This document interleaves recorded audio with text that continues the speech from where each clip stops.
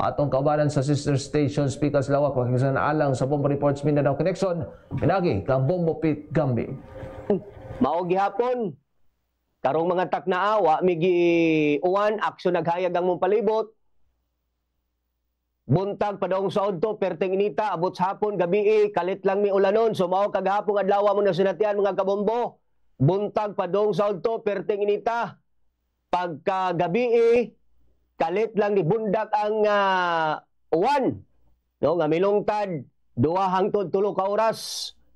Then pagkawa sa uwan kagabi nagtuloy-tuloy na nga walay ulan hangtod ding mga oras sa ilabi na diri sa sentro nga bahin sa siyudad sa Cagayan de Oro. Og di ta maglangan sa pagpabarog sa unang hugna sa atong mga balita kay ang Cagayan de Oro mga kabombo napili nga host sa kining Junior World Showcase sa Sinag Liga Asia o sa kining ka basketball tournament. So gipadayag sa mga opisyal sa Sinag Liga Asia o kining SLA ang ilang dakong kalipay ug pasalamat ngadto na kang Cagayan de Oro City Mayor Clarix Oy sa pagdawat og sa suporta sa usa sa labing dako nga sporting event sa syudad nga nagsugod kagahapong adlaw. Adunay apan mga kabombo. Tungod kay sa pagsugod pa lang sa unang adlaw, mga kabombo nga mulungtad ni og pila ka adlaw ni, no, pila ka adlaw ni nga liga. First day pa lang kagahapong adlaw, aduna nay duha ka team nga ang mga players nagsumbagay. I don't know kung niabot na ba rin sa inyo di ang video. No, naklaro kayo, nagi video. So, duha ka team, ang mga players, nag-sumbagay tungod sa init nga dula.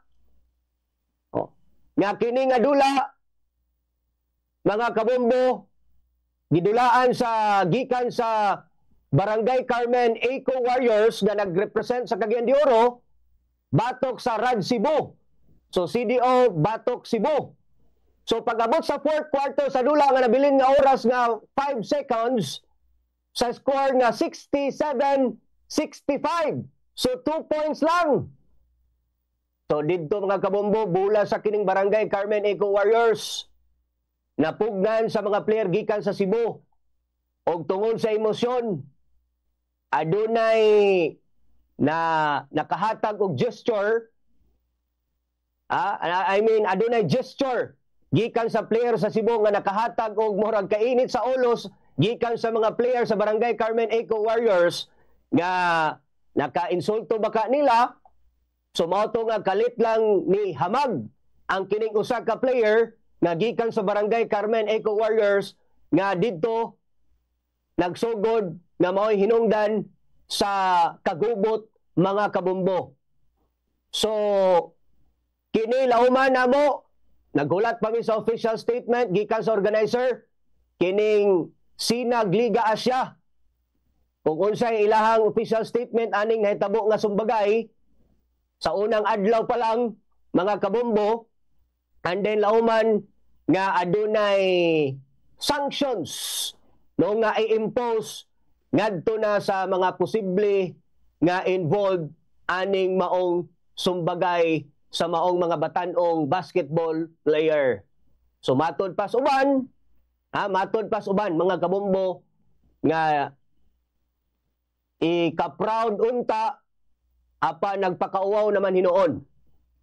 Mao ka ng pagpabarog sa hugna sa itong mga balita, pabarugtay ka ng hugna dito sa Bombo Radio Davao, pinagi ni Bombo Limuel Duero. Daghang salamat Bombo Pit Gambe din sa Bombo Radio Cagayan de Oro. Yung nahagpatusab ng mga balita labot ni ini nga maong mga orasa. O karon mga kabombo, mainbuntag sa iyong tanan, happy Sunday no. Sa ato mga suking ating paminaw karon unang nakat sa tuwag panahon din sa mga dakban sa Davao. Medyo hayag na among kawanangan pero kagabi iperte usab kakusog sa pagbundak sa ulan. Nga daw warag mo pasaylo nga ulan kagabi mga kabombo. Kusog kaayo ang bundak sa ulan hinuon wa may natigayon nga adunay gipangbaha. pero pabilin gyapon magmaigmat ang amo karong mga residente dinhi kay labi na din na nagpuyo sa daplin sa suba kay mukalit-kalit og kining saka ang levels tubig din sa dinhi sa moa karong nagadayang kasapaan. O karon magkabombo na usab ga pagpabarog sa ikaduha nga hugna sa mga atong balita karong mga orasa dinhi kay gipahibalo sa Ecoteneo dinhi sa Mundakbayan usa ka environmental group sumala pag kini nga napugos daw lamang ang mga petitioner sa pagpagawa og writ of kalikasan isip ilaha karong katapos sa kalakang batok sa Samal Davao Bridge Project. Matod pa ni Carmelia Santos ay director sa maong nga pundok mga kabombo. Sukad pa daw sa tuig 2022 sila naning kamot nga makig-koordinar ngadto sa Davao City Council aron hisgutan unta ang epekto sa maong nga proyekto sa kinaiyahan apan dugay daw kini nga mitubag ang kini konseho dangtan daw duha ka tuig mga kabombo ay kini nakapagula og committee report ngadtong milabay nga tuig. Sumala pa sa Ecoteneo kung gitagad pa lang daw sa konseho ang ilahang mulo sa sayo-sayo pa kabahin sa kini nga maong proyekto dili daw unta kini moabot sa punto nga mapugos daw nga magpasaka og writ of kalikasan gadto sa Davao Samal Bridge mga kabombo. Gipadugang usab ni kung gidugang usab ni Santos nga ang ilang hangyo nga dunggon sila og tagaan lamang daw sila og alternatibo nga plano aron nga mas mahatagan og kining kasiguraduhan og protektado ang kinaiyahan maraunta daw ilaha karon nga ginapaningkamutan o kung kahinumduman mga kabombo nga gipagawaan kini og writ of kalikasan nga maong kamanduan gumikan kay aduna lagi kaning isyo labi na daw sa issues kinaiyahan labi na ang kining mga coral reefs daw di lambs dagat mahimo daw apektado apan una na pod nga nagpagula pod kung kahinumduman pagula po pamahayag si Baste ang aktig nga Davao City Mayor na din sa buong syudad Baste Duterte og kasubo gumikan kay dugay na matod paning ginahandom sa mga Davaoenyo apan adunay mga pipila ka mga pundok nga gusto nga ipakulgot ang kini nga maong proyekto gumikan kay adunay mga isyu nga ginaatubang apan sa karon nakabombo no padayon gihapon ang konstruksyon niini sa pagkakaron og ato gyapon ang padayon nga panubayan alang sa mga development niini kay padayon gyapon ang kining mga isyu lagi nga namugda niini nga maong konstruksyon o kining Davao Samal Bridge o pagkonekta karon gikan diri sa maong Dakbayan Davao ngadto dito sa Picas Isla ang kining Island Garden City of Samal. Tumo ka na mga kabombo ang karong mga balita nga nahangpat usab din sa mga Sibianan nga kigsa atong sayron usab alang sa ikatulong nga hugna sa itong mga balita karong mga orasa dinha sa General Santos City sa Bombo Radio Jensen pinagi kang Bombo Louie Aguilar. Salamat Bombo Radio Davao, Bombo Lemuel Duero, Bombo Radio Philippines Mindanao area, mayong buntag kalatong tanan. Una lakas sa panahon diri karon sa Mundakbayan ang among kawanangan madag-umon o man tagaliyang alas 2 sa kadlawon dunay pagbundak sa ulan diri karon sa among palibot inundan nga bugnaw-bugnaw og basa-basa in taon na among palibot. Sa ikatulong hugna sa mga balita sa Bombo Reports Mindanao Connection, nagpadayon karon ang ginahimong investigasyon sa among kapulisan o pagpangulikta o impormasyon aron nga mailhan ang mga responsable nga miposil patay sa usa ka lalaki sa Purok San Juan Silway, Barangay Dajangas West ning among Dakbayan pasado alas 11:40 sa gabi. Kiila kining biktima nga giposil patay nga si Jonathan Sinangote, 39 anyos, ulit tawo nga taga Safi Village, Barangay Kalumpang ning among Dakbayan. Sa pamahayag ni Police Captain Cyrus Binsaro, ang hepe sa Pindatoy Police Station, sobay sa pahayag sa mga testigo, giingong gigukod ang biktima sa duha ka mga wala may lalaki o pareho kini nakasulo mo itong mga jacket. Sa wala magdugay na corner matod pa kining biktima didto sulod sa Liano compound o didto gipusil sa kadaghang higayon.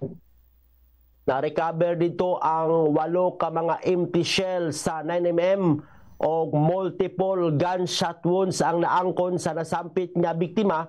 Dayon dali matod pa nga misibat ang mga suspek ni paturatoy padagan sa ilang gisakyan nga motorsiklo. Dali usab nga miresponde ang kapulisan sa Pindaton.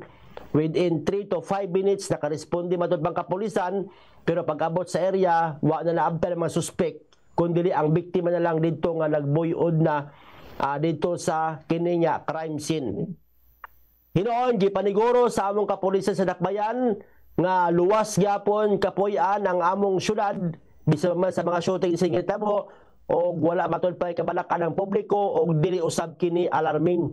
Gidugang pa ni Police Colonel Nico Besoleba Jr. nga anaa gyapon ang pagpatuman sa hugot nga seguridad diri karon sa among Dakbayan. Aminado ang kapulisan nga usahay pulis sa paginabantayan aning pipila ka mga dunay daotang laraw diri sa among Dakbayan. Sa karon ang ulahing biktima sa pamamusil na nakaroon sa usa ka lokal nga punerarya ning among Dakbayan.